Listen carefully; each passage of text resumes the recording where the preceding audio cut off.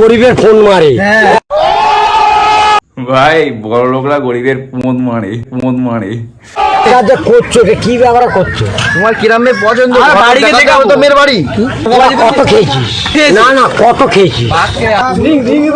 Plus point এইটাই, আমার ফোনে বাঁশটা তো দিতে এসছিস, ওখান থেকে মেরেছিস, এখান থেকে মারতে এসছিস, মানে কাকার ফোন মেরে যাবে চলে। বুঝতে পারি, এটাই হচ্ছে আসল ব্যাপার। এগুলো না বুঝতে পারলে কি করে চলবে জীবনে? হ্যাঁ ভাইপো, শোনো, বড়রা গরিবদের কি মারে? গরিবের ফোন মারে।